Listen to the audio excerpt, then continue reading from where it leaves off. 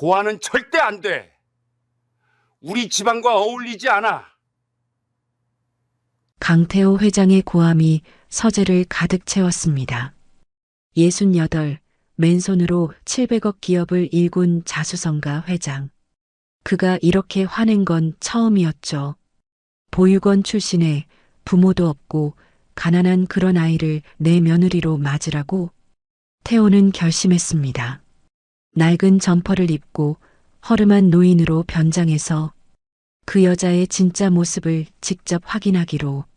하지만 구청 7번 창구에서 만난 박소연은 과연 태호는 왜 마음을 바꿨을까요? 박소연이 숨기고 있던 놀라운 사연은 무엇일까요? 68세 회장과 보육원 출신 며느리의 가슴 뭉클한 이야기. 지금 시작합니다. 안녕하세요, 어르신. 신분증 먼저 부탁드릴게요. 허름한 외투를 입은 노인이 주민센터 문을 밀고 들어섰습니다. 사람들의 시선이 그를 스쳤지만 서연의 얼굴에는 따뜻한 미소가 번졌습니다. 그녀는 몰랐습니다.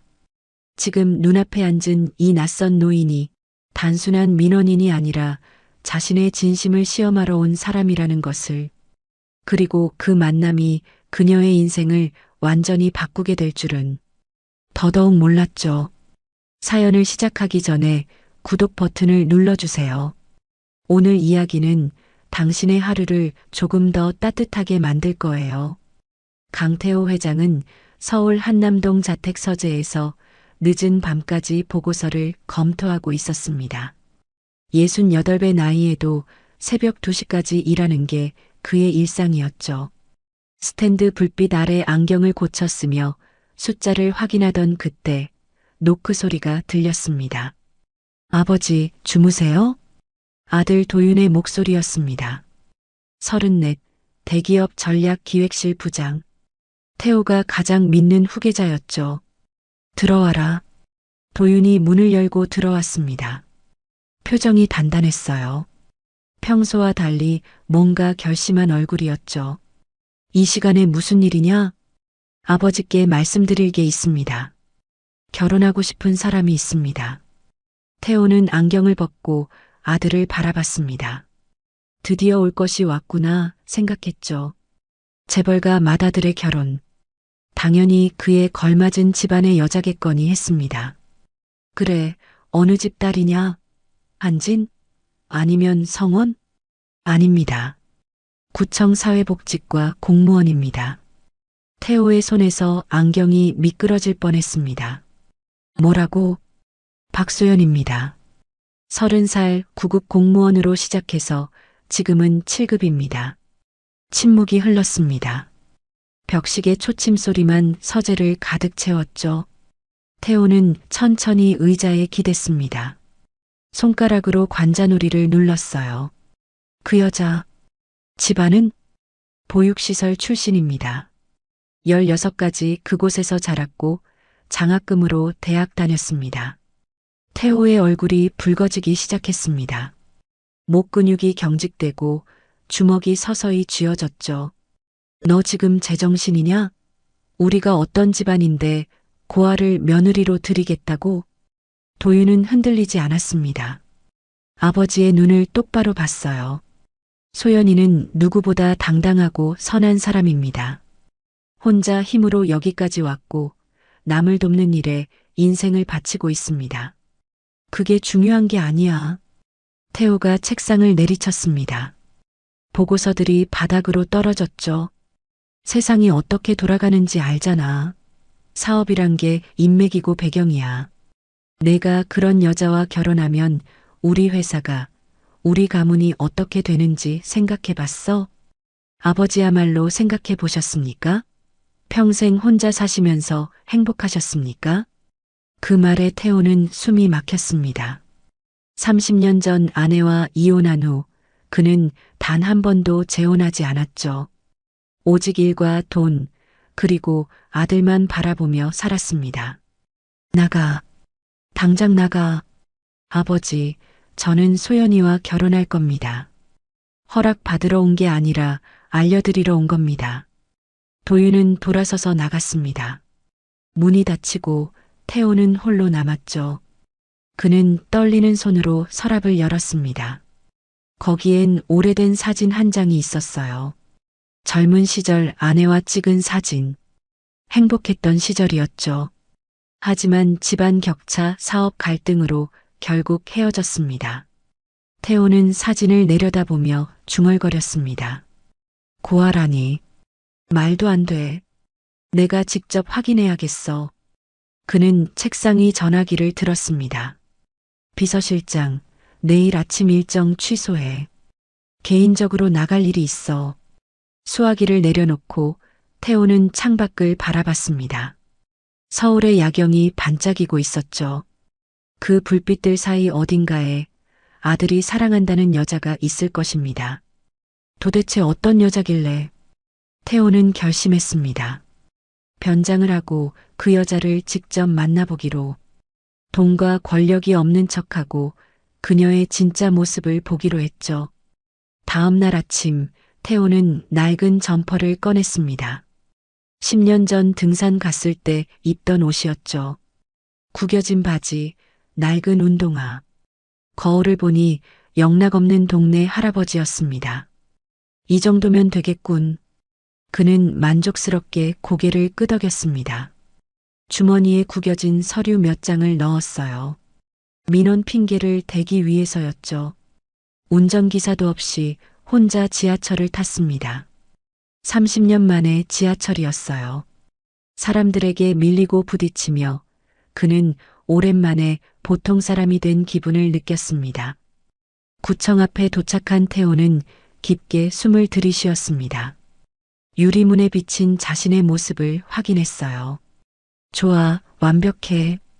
이제 그 여자가 어떤 사람인지 보자. 낡은 점퍼를 입은 태호가 구청 민원실로 들어섰습니다. 평일 오전 10시, 이미 대기 의자는 빼곡했죠. 번호표를 뽑은 사람들이 지친 표정으로 앉아 있었습니다. 127번 고객님, 3번 창구로 오세요. 기계음이 울리고 한 할머니가 절뚝거리며 창구로 갔습니다. 태호는 번호표를 뽑고 주변을 살폈어요. 벽에는 친절한 공무원 포스터가 붙어 있었지만 현실은 달랐죠. 5번 창구에서 한 중년 남자가 소리를 지르고 있었습니다. 직원은 무표정한 얼굴로 규정을 반복할 뿐이었죠. 규정상 서류가 미비하시면 처리가 불가합니다. 규정. 맨날 규정만 들먹여. 우리 같은 노인들이 알아듣기 쉽게 설명을 해줘야지. 무릎도 아픈데 도대체 몇 번씩 왔다 갔다 하게 만들고. 태호는 고개를 저었습니다. 그때였습니다. 7번 창구에서 잔잔한 목소리가 들렸어요. 어르신, 제가 다시 한번 설명드릴게요. 천천히 들어보세요. 태호는 그쪽으로 시선을 돌렸습니다. 단정한 머리에 미소를 띠며 말하는 젊은 여직원이 있었죠. 이름표에는 박소연이라고 적혀 있었습니다. 이 서류는 동사무소에서 먼저 확인 도장을 받으셔야 해요. 제가 지금 전화해서 예약 잡아드릴게요. 잠시만요. 박소연은 수화기를 들고 어딘가로 전화를 걸었습니다. 노인은 불안한 표정으로 기다렸죠. 네, 어르신. 내일 오전 10시로 잡았어요. 여기 메모해 드릴게요. 동사무소 2층 김주무관님 찾아가시면 됩니다. 그녀는 포스트잇에 깨끗한 글씨로 정보를 적어줬습니다. 심지어 약도까지 그려 넣었죠. 버스는 270번 타시면 되고요. 정류장 2개 지나서 내리시면 바로 앞이에요. 노인의 표정이 밝아졌습니다. 고맙습니다. 정말 고마워요. 아니에요. 또 궁금하신 거 있으면 언제든 오세요. 태호는 그 광경을 지켜보며 의외라는 생각을 했습니다. 요즘 저런 친구도 있나? 156번 고객님. 태호의 번호가 불렸습니다. 하지만 박소연의 창구가 아니었어요. 4번 창구였죠. 중년 남자 직원이 짜증스런 표정으로 앉아 있었습니다. 뭐 때문에 오셨어요? 이거 서류 처리하려고요. 태호는 일부러 더듬거리며 구겨진 서류를 내밀었습니다. 직원은 대충 훑어보더니 서류를 돌려줬어요. 이거 온라인으로 하셔야 됩니다. 옆에 컴퓨터 있으니까 거기서 하세요. 온라인이요? 저는 그런 거 못하는데. 그럼 자녀분한테 부탁하세요. 다음 분. 태호는 억울한 표정을 지으며 자리에서 일어났습니다.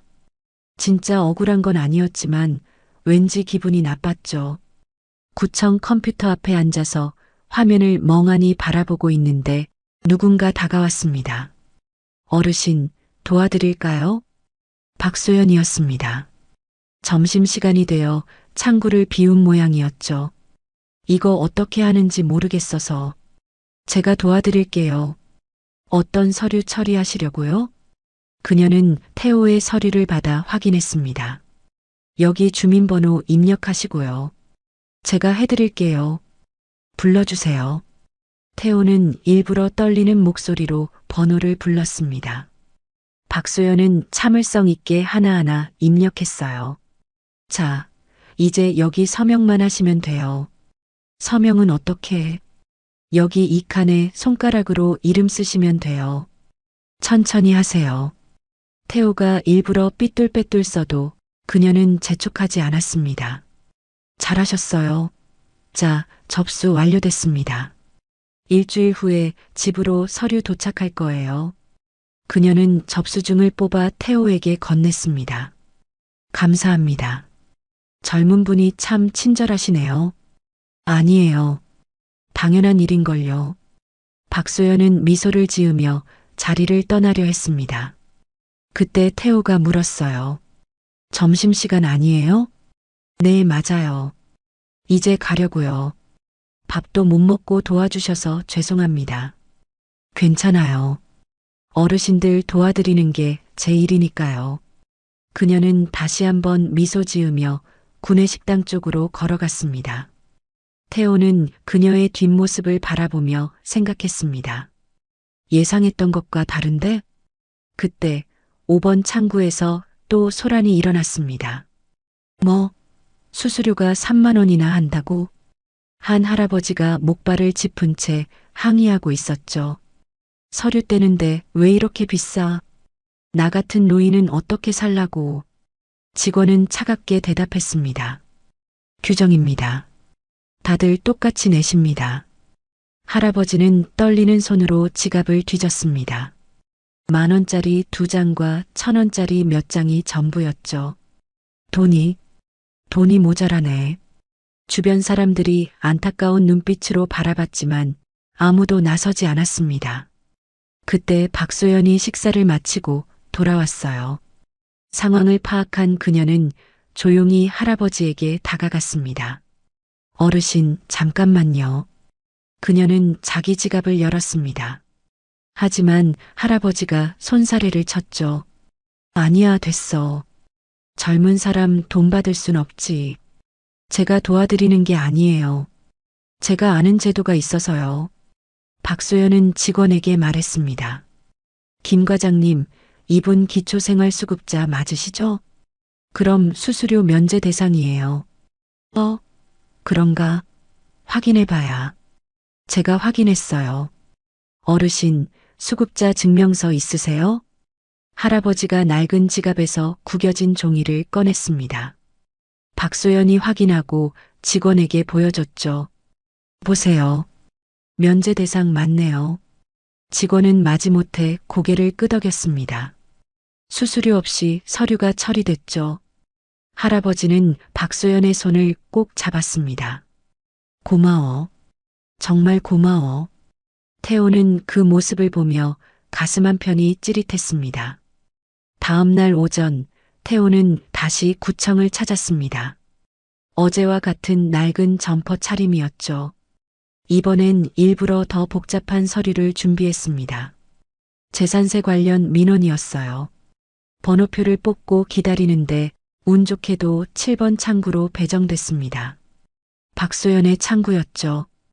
203번 고객님, 7번 창구로 오세요. 태호는 일부러 느릿느릿 걸어갔습니다. 허리를 구부리고 손도 약간 떨리게 했죠. 연기하는 자신이 우스웠지만 그녀의 진짜 모습을 보고 싶었습니다. 안녕하세요, 어르신. 무엇을 도와드릴까요? 박소연의 목소리는 어제와 같이 부드러웠습니다. 재산세가 너무 많이 나와서요. 이게 맞는 건지. 태호는 떨리는 손으로 고지서를 내밀었습니다. 일부러 숫자를 흐릿하게 복사해 온 것이었죠. 어머, 글씨가 잘 안 보이네요. 제가 시스템에서 조회해 볼게요. 성함이 어떻게 되세요? 아니, 박태수입니다. 태호는 순간 실수할 뻔했습니다. 가명을 미리 정해뒀는데 깜빡했죠. 박소연은 컴퓨터에 정보를 입력했습니다. 당연히 아무것도 나오지 않았죠. 어르신, 죄송한데 조회가 안 되네요. 주민번호 다시 한번 확인해 주시겠어요? 태호는 일부러 다른 번호를 불렀습니다. 역시 조회되지 않았죠. 보통 직원이라면 짜증을 내거나 다시 알아보고 오라고 돌려보냈을 거예요. 하지만 박소연은 달랐어요. 어르신, 혹시 최근에 이사 오셨어요? 아니면 소유자 명의가 다른 분일 수도 있고요. 그럴 수도 있겠네요. 작년에 아들한테 명의를 넘겼거든요. 그럼 아드님 성함으로 조회해야 해요. 아드님 주민번호 아세요? 태호는 고개를 저었습니다. 모르겠어요. 집에 있는데. 괜찮아요. 그럼 이렇게 하시죠. 박소연은 종이를 꺼내 펜으로 그림을 그리기 시작했습니다. 여기 보세요. 집에 가셔서 이 서류들을 찾아보세요. 등기부등본, 그리고 작년 재산세 고지서요. 이거 가지고 다시 오시면 제가 정확히 확인해 드릴게요. 그녀는 필요한 서류 목록을 큰 글씨로 적어줬습니다. 그리고 자신의 명함까지 꺼냈죠. 여기 제 직통번호예요. 오시기 전에 전화 주시면 제가 미리 준비해 놓을게요. 그럼 기다리지 않으셔도 돼요. 태호는 명함을 받아들었습니다. 구청 사회복지과 박소연 주무관. 이렇게까지 해주시니 감사합니다. 아니에요. 어르신, 근데 혼자 오시기 힘드시면 제가 가정 방문 서비스 신청해 드릴까요? 태호는 놀랐습니다. 가정 방문도 해줍니까? 네, 거동 불편하신 어르신들은 저희가 직접 찾아가서 도와드려요. 필요하시면 말씀해 주세요. 이 정도 친절은 예상 못했습니다. 태호는 잠시 말을 잃었죠. 괜찮습니다. 제가 올게요. 네, 그럼 편하실 때 오세요. 그리고 어르신. 박소연이 서랍에서 무언가를 꺼냈습니다. 작은 카드였죠. 이거 드릴게요. 제가 만든 건데요. 스마트 도움 카드라고 해요.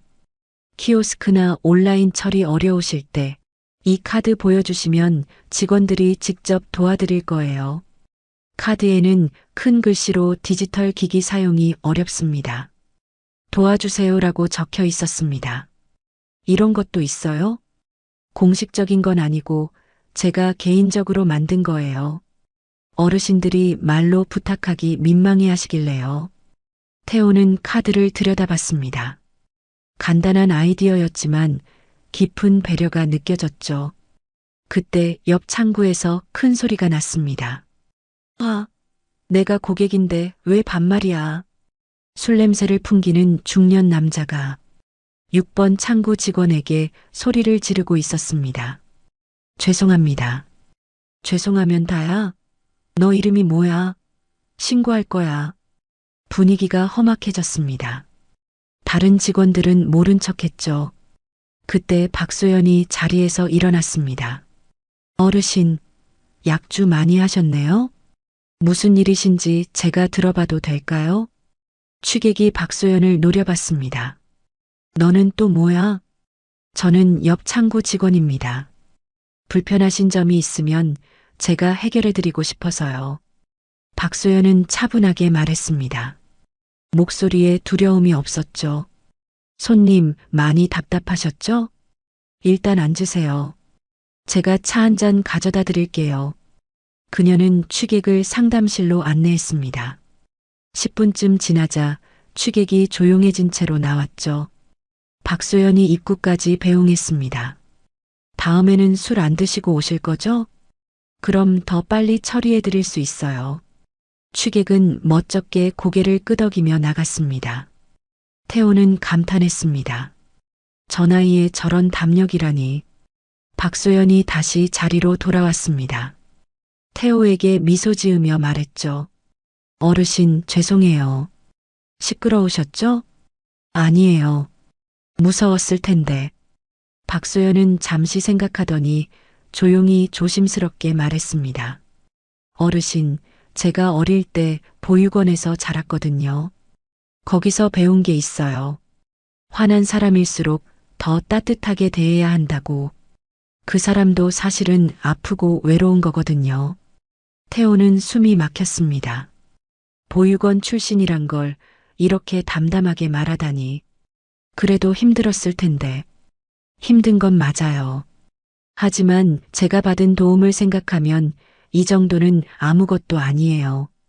그녀의 눈빛은 맑았습니다.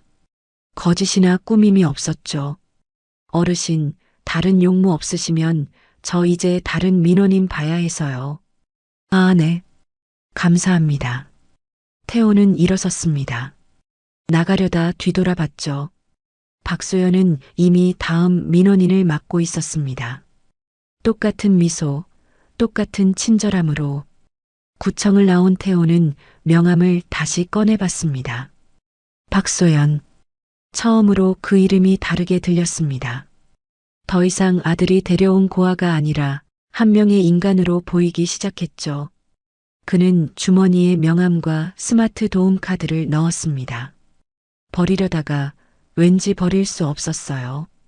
집으로 가는 지하철 안에서 태호는 계속 생각했습니다. 술 취한 사람도 따뜻하게 대하는 사람. 보육원 출신을 부끄러워하지 않는 사람. 내가 너무 편견에 사로잡혀 있었나? 아니요. 아직 확신할 수 없었어요. 한 번 더 가봐야겠다. 정말 그런 사람인지 확인해야 해. 일주일이 지난 수요일 오후, 태호는 구청 근처 카페에 앉아 있었습니다. 원래는 그만 오려고 했지만 왠지 발길이 다시 이곳으로 향했죠. 마지막으로 한 번만 더 보자. 창밖으로 구청 입구가 보였습니다. 12시 30분 점심시간이었죠. 직원들이 삼삼오오 나와 식당으로 향했습니다. 그런데 박소연은 보이지 않았어요. 벌써 나갔나? 태호가 일어서려는 순간 박소연이 구청 문을 나섰습니다. 그런데 혼자가 아니었어요. 휠체어를 탄 할머니와 함께였죠. 할머니, 오늘 병원 가시는 날 맞죠? 그래, 고마워. 점심시간인데 이렇게 나와줘서. 아니에요. 제가 어차피 밥 먹으러 나가야 했어요. 박소연은 능숙하게 휠체어를 밀었습니다. 경사로를 내려갈 때는 더욱 조심스럽게 움직였죠. 태호는 호기심에 뒤를 따라갔습니다. 적당한 거리를 유지하며 걸었죠. 두 사람은 근처 작은 병원으로 들어갔습니다. 태호도 조심스럽게 병원 로비로 들어갔어요. 기둥 뒤에서 지켜봤죠. 박소연은 할머니를 접수 창구까지 데려갔습니다. 그리고 대신 접수를 해줬어요. 김순자 할머니, 정형외과 진료 예약되어 있습니다. 2층 3번 방으로 가세요. 엘리베이터 앞에서 박소연이 말했습니다. 할머니, 제가 같이 올라갈게요. 아니야, 여기까지만 해도 돼. 너 점심시간 다 가잖아. 괜찮아요. 아직 30분 남았어요. 그들이 엘리베이터를 타고 올라갔습니다. 태호는 계단으로 2층에 올라갔죠. 진료실 앞 대기실에서 박소연은 할머니 옆에 앉아 있었습니다. 손에는 도시락이 들려 있었어요. 할머니, 진료 기다리시는 동안 이거 드세요. 박소연이 도시락을 열었습니다. 김밥이었죠. 내가 이걸 어떻게 먹어? 네가 먹어야지. 저는 구청 가서 컵라면 먹으면 돼요. 할머니는 당뇨 있으셔서 제때 드셔야 해요. 할머니가 김밥을 받아들었습니다. 눈가가 촉촉해졌죠. 내가 매번 이렇게 해줘서 내가 무슨 복으로. 할머니가 저한테 은인이시죠. 할머니 덕분에 제가 이렇게 잘 지내고 있잖아요. 박소연이 할머니 손을 잡았습니다. 제가 20살에 보육원 나왔을 때 할머니가 고시원 월세 보증금 빌려주셨잖아요. 그건 절대 못 잊어요. 그런 건 왜 또 기억하고 있어? 어떻게 잊어요? 할머니 아니었으면 저 길거리에 있었을 거예요. 태호는 깜짝 놀랐습니다.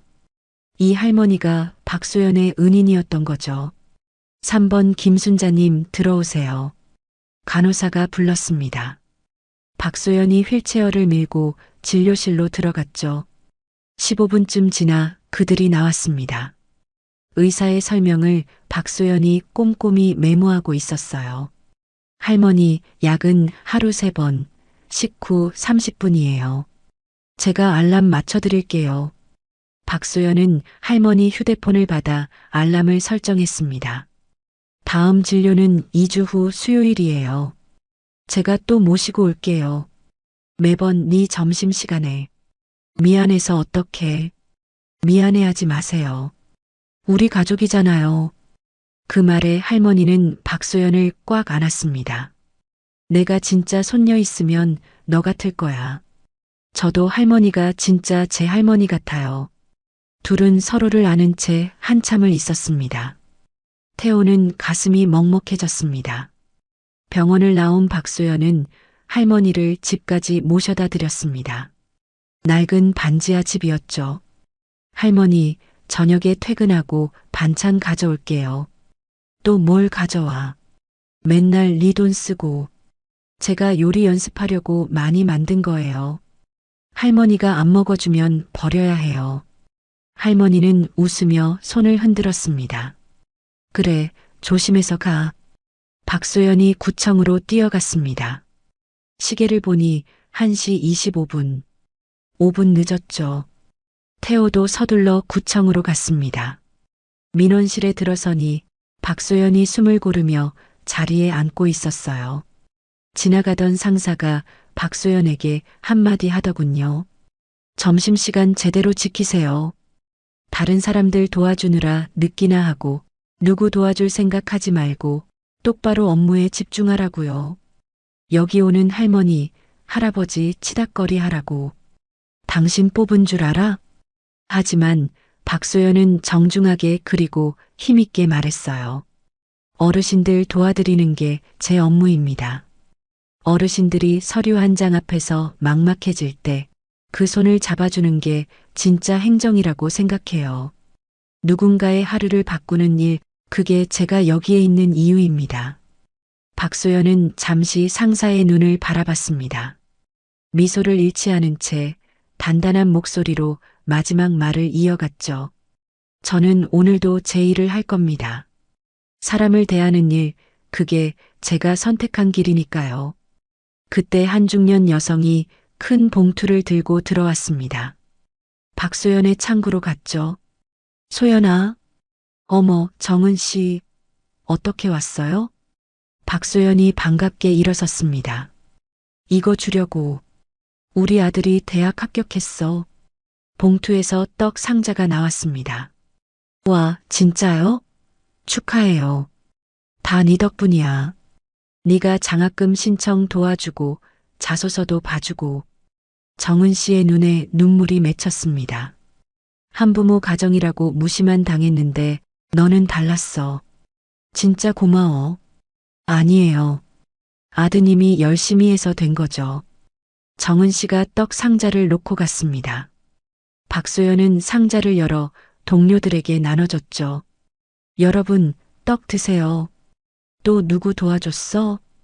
그냥 제가 아는 분 아들이 대학 갔어요. 태호는 이제 알 것 같았습니다. 박소연이란 사람이 어떤 사람인지. 그녀는 받은 작은 도움을 평생 기억하고 더 큰 도움으로 돌려주는 사람이었습니다. 보육원 출신이라는 상처를 오히려 남을 이해하는 도구로 쓰는 사람이었죠. 태호는 구청을 나왔습니다. 하늘을 올려다봤어요. 구름 한 점 없는 맑은 날이었죠. 휴대폰을 꺼내 아들에게 문자를 보냈습니다. 도윤아, 아빠다. 저녁에 집에서 보자. 할 얘기가 있다. 그리고 나서 작은 미소를 지었습니다. 내가 틀렸구나. 완전히 틀렸어. 집으로 가는 길, 태호는 오랜만에 가벼운 마음이었습니다. 마치 무거운 짐을 내려놓은 것처럼 그의 주머니에는 여전히 박소연의 명함과 그 카드가 들어 있었습니다. 이제는 그것이 보물처럼 느껴졌죠. 도윤이 눈이 정확했어. 저런 여자라면 태호는 처음으로 며느리를 인정하고 싶다는 생각을 했습니다. 그날 저녁 7시 태호의 서재에 도윤이 들어왔습니다. 아버지의 문자를 받고 긴장한 표정이었죠. 아버지, 부르셨습니까? 태호는 창밖을 보고 있다가 천천히 돌아섰습니다. 표정이 전과 달리 부드러웠어요. 앉아라. 도윤이 의자에 앉았습니다. 태호도 맞은편에 앉았죠. 한참 침묵이 흘렀습니다. 도윤아, 내가 생각을 좀 해봤다. 네, 아버지. 그 박소연이란 여자 말이야. 도윤의 어깨가 경직됐습니다. 또 반대하려는 건가 싶었죠. 한번 만나보고 싶구나. 네, 정말이세요? 도윤의 눈이 커졌습니다. 믿을 수 없다는 표정이었죠. 그래, 공식적으로 상견례를 하자. 아버지, 혹시 무슨 일 있으셨어요? 갑자기 왜? 태호는 잠시 고민했습니다. 구청에 갔던 일을 말할까 하다가 그만뒀죠. 아비가 아들이 선택한 여자를 한 번쯤은 봐야지. 주말에 시간 되냐? 네, 당연히 되죠. 소연이한테 바로 연락할게요. 도윤이 벌떡 일어났습니다. 얼굴에 미소가 가득했죠. 아, 그리고 도윤아. 네, 그 여자 부모님이 안 계시다고 했지? 네, 어릴 때부터 보육원에서 자랐다고 했습니다. 힘들게 컸겠구나. 도윤은 아버지의 말에 놀랐습니다. 전에는 고아라며 무시했던 아버지였는데, 네, 힘들게 컸죠. 하지만 그래서 더 단단하고 따뜻한 사람이 됐어요. 그래, 그럴 수 있겠구나. 태호의 목소리에 진심이 담겨 있었습니다. 도윤이 나간 후 태호는 서랍을 열었습니다. 박소연의 명함을 꺼내 들었죠. 이 작은 카드를 만들 생각을 하다니. 디지털 기기 사용이 어렵습니다. 도와주세요. 단순한 문구였지만 얼마나 많은 노인들이 이 카드로 도움을 받았을까요? 태호는 휴대폰을 꺼냈습니다. 비서실장에게 전화를 걸었죠. 나야. 부탁이 하나 있네. 네, 회장님. 우리 회사 복지재단 있지? 거기서 보육원 후원 프로그램 만들 수 있겠나? 갑자기 보육원이요? 그래.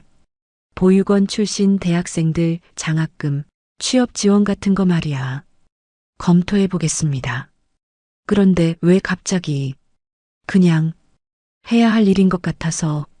전화를 끊고 태호는 다시 창밖을 봤습니다. 서울의 불빛이 반짝이고 있었죠. 소연이라는 아이가 얼마나 힘들게 살았을까. 20살에 보육원을 나와서 홀로 서야 했다니. 문득 자신의 아들이 떠올랐습니다. 태어나면서부터 모든 걸 가진 도윤. 그런 도윤이 박소연의 진가를 알아봤다는 게 대견했죠. 다음 날 아침 태호는 오랜만에 아침 식탁에 앉았습니다. 보통은 일찍 나가서 회사에서 먹는데 오늘은 달랐죠. 아버지, 오늘 늦게 출근하세요? 도윤이 놀라 물었습니다. 그래, 오늘은 좀 여유 있게 가려고. 식사를 하며 태호가 물었습니다. 소연 씨는 뭘 좋아하니? 책 읽는 거 좋아해요. 주말마다 도서관 가고요. 책을? 네. 특히 사회복지 관련 책들을 많이 읽어요. 더 좋은 복지사가 되고 싶다고. 태호는 고개를 끄덕였습니다. 그리고 요리도 잘해요. 혼자 살면서 다 배웠대요. 요리를. 네. 나중에 한번 해드려 보라고 할게요. 정말 맛있어요. 도윤이 행복한 표정으로 말했습니다. 사랑하는 사람 이야기를 할 때의 그 표정. 도윤아. 네. 넌 소연 씨의 어떤 점이 좋으냐? 도윤은 잠시 생각하더니 말했습니다. 소연이는요, 마음이 큰 사람이에요. 받은 작은 도움도 꼭 기억하고 더 좋은 마음으로 돌려줘요. 그리고 어려운 사람을 볼 때 그냥 지나치지 못해요. 마치 자기 일처럼 도와줘요. 태호는 알고 있었습니다. 직접 봤으니까요.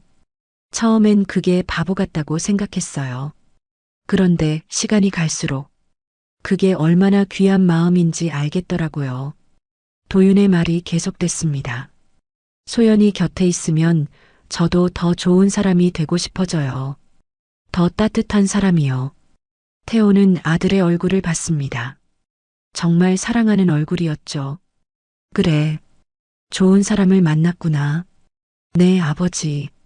정말 감사해요. 만나주신다고 하셔서. 도윤이 자리에서 일어났습니다. 저 먼저 출근할게요. 주말 장소는 제가 예약하겠습니다. 그래. 도윤이 나가고 태호는 혼자 남았습니다. 커피를 마시며 생각했죠. 내가 평생 놓친 게 뭐였을까? 돈과 성공만 쫓다가 놓친 것들. 사람의 온기, 진심, 나눔의 기쁨 같은 것들. 박소연은 가진 게 부족했지만 나보다 더 많은 걸 갖고 있었습니다. 어쩌면 진짜 부자는 그 아이일지도 모르겠구나. 태호는 결심했습니다. 상견례 때 진심으로 그 아이를 맞이하기로. 그리고 하나 더. 자신도 변해보기로. 늦었지만 아직 늦지 않았다고 믿으면서. 토요일 저녁 6시 서울 한남동의 고급 한정식 레스토랑. 태호는 프라이빗 룸에서 기다리고 있었습니다. 정장을 갖춰 입었지만 마음은 편안했죠. 노크 소리가 들렸습니다. 아버지, 저희 왔습니다. 문이 열리고 도윤이 들어왔습니다. 그 뒤에 단정한 원피스를 입은 여성이 있었죠. 태호는 일어섰습니다. 박소연과 눈이 마주친 순간 두 사람 모두 멈칫했어요. 박소연의 눈이 커졌습니다. 구청에서 봤던 그 할아버지가 여기 있다니. 안녕하세요. 박소연입니다. 그녀는 당황했지만 정중하게 인사했습니다. 어서 오세요. 앉으시죠. 태호의 목소리는 차분했습니다. 하지만 속으로는 민망했죠. 세 사람이 자리에 앉았습니다. 도윤이 의아한 표정으로 물었어요. 두 분이 아시는 사이신가요? 박소연이 조심스럽게 말했습니다. 저 며칠 전에 구청에서 뵌 것 같은데. 태호가 고개를 끄덕였습니다. 맞습니다. 제가 구청에 몇 번 갔었죠. 도윤이 놀라 물었습니다. 아버지가 구청에요? 왜요? 태호는 잠시 침묵했습니다. 그리고 천천히 입을 열었죠. 사실 소연 씨를 미리 봤습니다. 박소연의 입이 살짝 벌어졌습니다. 저를요? 미안합니다. 아들이 결혼하고 싶다는 사람이 어떤 사람인지 궁금했습니다. 태호는 박소연을 바라봤습니다. 그래서 일부러 도움이 필요한 노인인 척했죠. 진짜 모습을 보고 싶었습니다. 박소연은 잠시 말이 없었습니다. 배신감이 들 법도 한데 오히려 조용히 미소 지었어요. 그러셨군요. 그럼 제가 테스트를 통과한 건가요? 그녀의 담담한 반응에 태호가 오히려 당황했습니다. 화나지 않으십니까? 아니요. 자식 결혼인데 당연히 확인하셔야죠. 저라도 그랬을 거예요. 박소연이 태호를 바라봤습니다. 오히려 여쭤보고 싶은데요. 왜 마음을 바꾸셨어요? 처음엔 반대하셨다고 들었습니다. 태호는 주머니에서 무언가를 꺼냈습니다. 박소연이 만들어준 스마트 도움 카드였죠.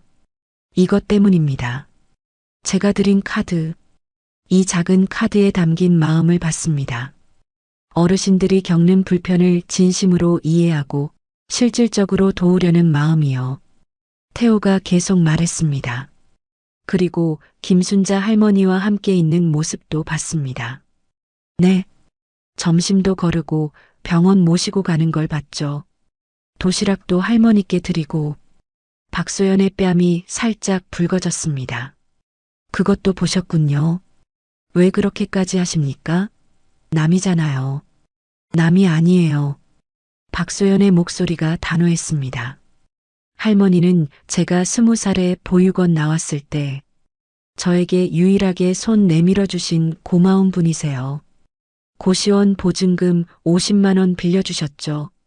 그게 없었으면 지금의 저는 없었을 거예요. 그녀의 눈가가 촉촉해졌습니다. 그때 할머니가 하신 말씀이 있어요. 받은 건 잊어도 되지만 준 건 꼭 기억해라. 그래야 또 줄 수 있다고요. 태호는 숨이 막혔습니다. 그래서 저도 그렇게 살려고 해요. 받은 도움을 기억하고 더 많이 나누려고요. 도윤이 박소연의 손을 잡았습니다. 아버지, 이제 아시겠죠? 소연이가 어떤 사람인지. 태호는 고개를 끄덕였습니다. 그리고 박소연을 바라봤죠. 제가 틀렸습니다. 사람을 겉으로만 판단했어요. 아니에요. 당연한 거예요. 아닙니다. 제가 편견에 사로잡혀 있었죠. 태호가 자세를 고쳐 앉았습니다. 소연 씨, 우리 며느리가 되어 주시겠습니까? 박소연의 눈에서 눈물이 흘렀습니다. 정말 괜찮으신가요? 저는 정말 가진 게 없는데. 가진 게 없다뇨? 당신은 제가 평생 갖지 못한 걸 갖고 있습니다. 네. 사람을 먼저 생각하는 마음, 작은 도움도 기억하는 마음, 어려운 사람과 함께하는 마음. 그게 진짜 재산입니다. 태호가 진심을 담아 말했습니다. 제가 오히려 부탁드립니다. 우리 가족이 되어주세요. 박소연은 눈물을 닦으며 고개를 끄덕였습니다. 네. 감사합니다. 정말 감사합니다. 도윤이 환하게 웃었습니다. 아버지, 감사합니다. 내가 감사하지. 이런 좋은 사람을 만나줘서. 태호가 잔을 들었습니다. 건배합시다. 우리 가족을 위해. 세 사람의 잔이 부딪혔습니다. 그때 박소연이 조용히 말했습니다. 아버님, 그런데 구청에서 정말 연기 잘하셨어요. 진짜 도움이 필요한 어르신인 줄 알았어요. 세 사람이 웃음을 터뜨렸습니다. 그리고 하나 더 있어요. 뭔가요? 그날 제가 면제 서류 처리해 드렸잖아요. 그거 취소하셔야 해요. 아버님은 면제 대상이 아니시니까요. 또 한 번 웃음이 터졌습니다. 그날 저녁은 따뜻했습니다. 혈연은 아니지만 진짜 가족이 되어가는 세 사람. 식사를 마치고 나올 때 태호가 박소연에게 말했습니다. 소연아, 이제 아버지라고 불러도 된다. 네, 아버님. 그 한마디에 태호의 마음이 따뜻해졌습니다. 30년 만에 느끼는 가족의 온기였죠. 상견례 다음 주 수요일 태호는 박소연을 따로 만나자고 했습니다. 구청 근처 조용한 찻집이었죠. 아버님, 무슨 일 있으세요? 박소연이 걱정스럽게 물었습니다. 아니야. 그냥 제대로 사과하고 싶어서. 사과요? 이미 하셨잖아요. 아니다. 더 솔직하게 말하고 싶은 게 있어. 태호는 찻잔을 내려놓았습니다. 사실 나는 너를 쫓아내려고 했었다. 알고 있었어요. 알고 있었어? 도윤 씨가 말했어요. 아버님이 보육원 출신이라고 반대하셨다고. 박소연의 표정은 담담했습니다. 상처받지 않았니?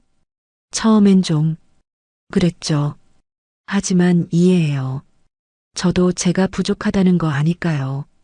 태호가 고개를 저었습니다. 부족한 게 아니야. 내가 무지했던 거지. 아버님, 너를 보면서 깨달았다. 내가 얼마나 편협하게 살았는지. 태호의 목소리가 떨렸습니다. 평생 돈과 배경만 보고 살았어. 그러다 정작 중요한 걸 다 놓쳤지. 무엇을요? 사람의 진심, 따뜻함, 그런 것들. 태호가 박소연을 바라봤습니다. 너를 보니까 내 젊은 시절이 떠올랐어. 아버님의 젊은 시절이요? 나도 가난했었다. 맨주먹으로 시작했지. 그때는 나도 너처럼 순수했어. 그의 눈가가 촉촉해졌습니다.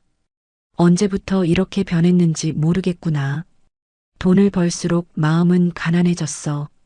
박소연이 조용히 태호의 손을 잡았습니다. 아버님, 늦지 않았어요. 그렇게 생각하니? 네. 지금도 충분히 따뜻한 분이세요. 구청에서 봤어요. 박소연이 미소 지었습니다. 그 카드 받으실 때 고맙다고 3번이나 말씀하셨잖아요. 기억하고 있었어? 그럼요. 그때 아버님 눈빛이 진짜였거든요. 연기가 아니라. 태호가 놀라 박소연을 봤습니다. 사실 좀 이상했어요. 너무 일부러 힘들어 하시는 것 같아서.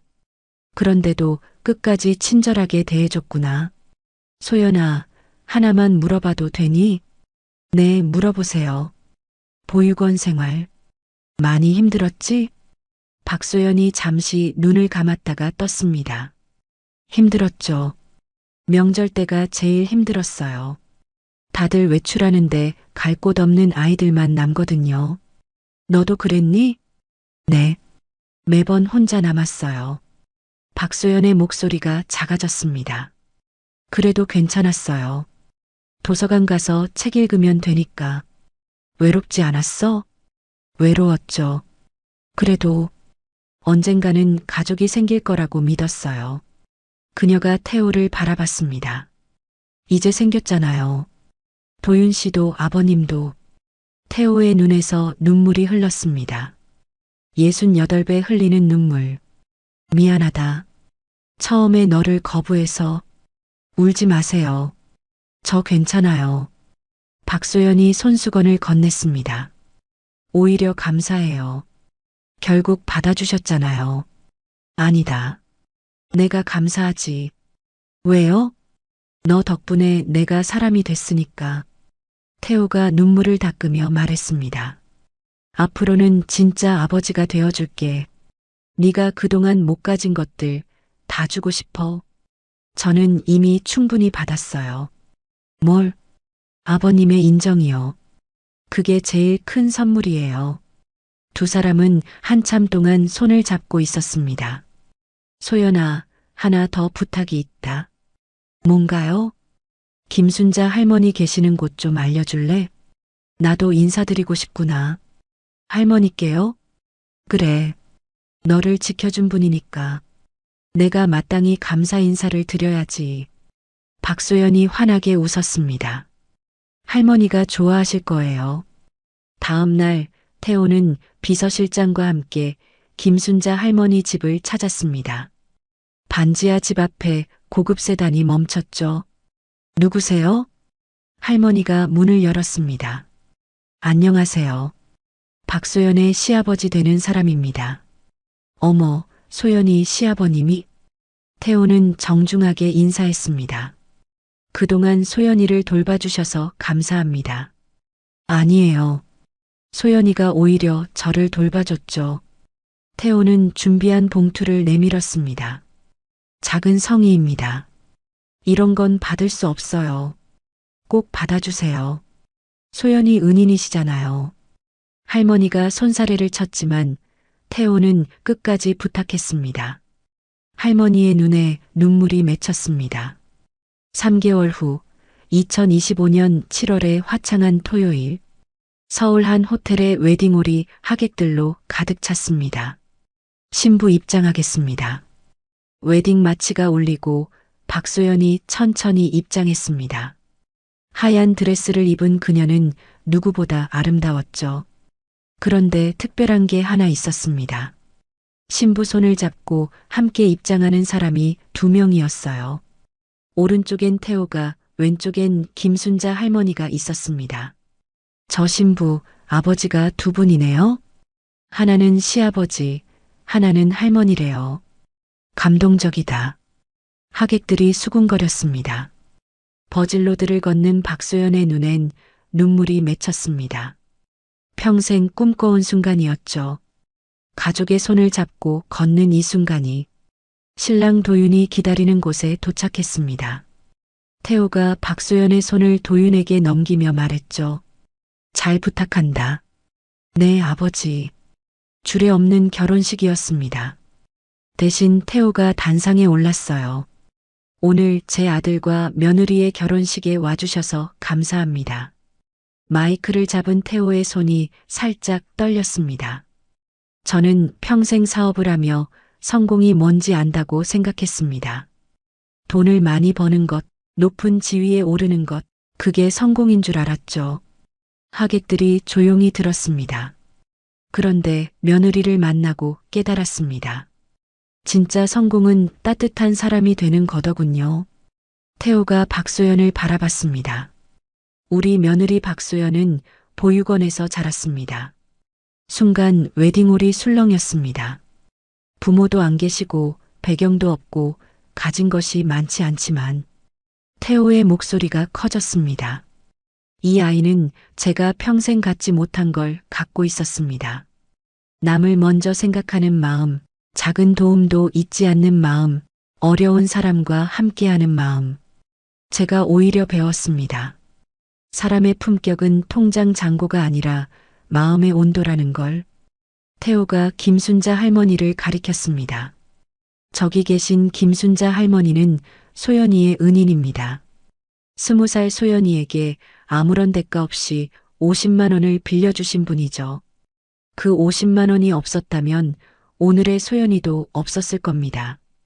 할머니가 손수건으로 눈물을 닦았습니다. 이제 할머니는 저희 가족입니다. 앞으로 저희가 모시겠습니다. 태호가 다시 마이크를 들었습니다. 여기 계신 하객 여러분께 부탁드립니다. 박소연을 보육원 출신이 아니라 한 명의 훌륭한 사회복지사로, 따뜻한 며느리로, 사랑스러운 아내로 봐주십시오. 박수가 터져 나왔습니다. 그리고 하나 더 발표할 게 있습니다. 태호가 비서실장에게 눈짓했습니다. 저희 그룹에서 소연장학재단을 설립하기로 했습니다. 보육원 출신 청소년들의 대학 진학과 자립을 돕는 재단입니다. 또 한 번 박수가 터졌습니다. 초대 이사장은 우리 며느리 박소연이 맡을 겁니다. 박소연이 놀라 태호를 봤습니다. 이건 처음 듣는 얘기였죠. 아버님, 네가 받은 도움을 더 많은 아이들에게 나눠주렴. 박소연은 더 이상 말을 잇지 못했습니다. 눈물이 쏟아졌죠. 도윤이 아내를 안았습니다. 고마워요. 나와 결혼해줘서. 내가 더 고마워요. 피로연에서 태호는 하객들 사이를 다니며 인사했습니다. 그때 구청 직원들이 단체로 왔어요. 회장님, 그날 정말 회장님이셨군요. 7번 창구 옆에 있던 직원이 말했습니다. 맞아요. 저도 소연이 도와줄 걸 그랬어요. 그때 소연이 정말 대단했죠. 점심도 굶으면서 할머니 도와주고. 직원들의 칭찬이 이어졌습니다. 태호가 말했습니다. 앞으로도 우리 며느리 잘 부탁합니다.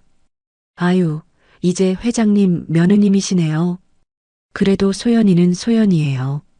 계속 구청에서 일할 거거든요. 직원들이 놀랐습니다.